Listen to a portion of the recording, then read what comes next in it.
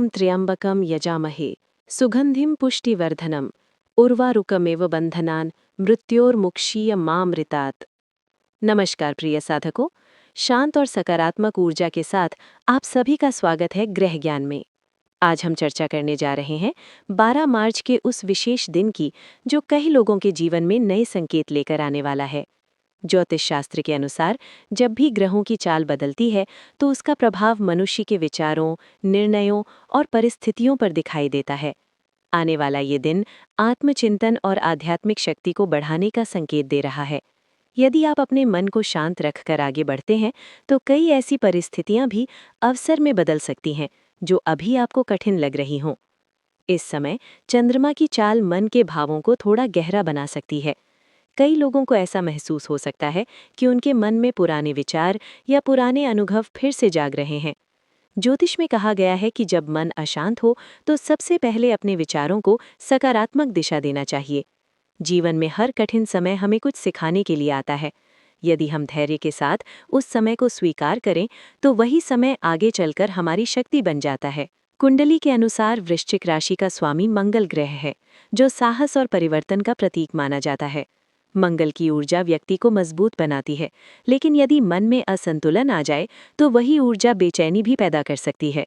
इसलिए 12 मार्च के दिन आपको विशेष रूप से अपने क्रोध और जल्दबाजी पर नियंत्रण रखने की आवश्यकता है। यदि कोई निर्णय लेना हो तो उसे शांत मन से लें। कई बार एक छोटी सी जल्दबाजी जीवन में बड़ी उलझन पैदा कर देती है। जीवन में जब भी रुकावटें आती हैं तो व्यक्ति को लगता है कि शायद भाग्य उसका साथ नहीं दे रहा, लेकिन ज्योतिष शास्त्र कहता है कि भाग्य और कर्म दोनों मिलकर ही परिणाम देते हैं। यदि आप अपने कर्म को मजबूत रखते हैं और ईश्वर पर विश्वास बनाए रखते हैं तो परिस्थितियां धीरे धीरे आपके पक्ष में बदलने लगती हैं। आने वाले समय में आपके लिए कुछ नए अवसर बन सकते हैं, लेकिन उन्हें पहचानने के लिए आपको धैर्य और समझदारी दोनों की आवश्यकता होगी। आध्यात्मिक दृष्टि से ये समय भगवान शिव की आराधना के लिए बहुत शुभ माना जा सकता है। यदि संभव हो तो सुबह के समय ओम नमः शिवाय मंत्र का जाप करें। ये मंत्र मन की नकारात्मकता को दूर करने और आत्मविश्वास बढ़ाने में सहायक माना जाता है। जब व्यक्ति नियमित रूप से भगवान का स्मरण करता है तो उसके विचार भी धीरे धीरे सकारात्मक होने लगते हैं। भारत में कई ऐसे पवित्र स्थान हैं जहाँ की आध्यात्मिक ऊर्जा मनुष्य को नई प्रेरणा देती है। यदि आपको अवसर मिले तो उज्जैन का महाकालेश्वर मंदिर, वाराणसी का काशी विश्वनाथ मंदिर या त्रयंबकेश्वर मंदिर महाराष्ट्र जैसे स्थानों के दर्शन करना आपके लिए लाभकारी माना जा सकता है। इन पवित्र धामों में जाकर शांत मन से प्रार्थना करने से व्यक्ति के भीतर एक नई शक्ति का अनुभव होता है। एक छोटी सी प्रेरणादायक कहानी यहाँ याद आती है। एक किसान था जो हर साल अपनी जमीन में बीज बोता था। एक वर्ष ऐसा आया जब बारिश देर से हुई और खेत सूखने लगे।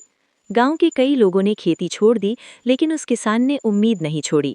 वो हर दिन अपने खेत की देखभाल करता रहा और ईश्वर से प्रार्थना करता रहा।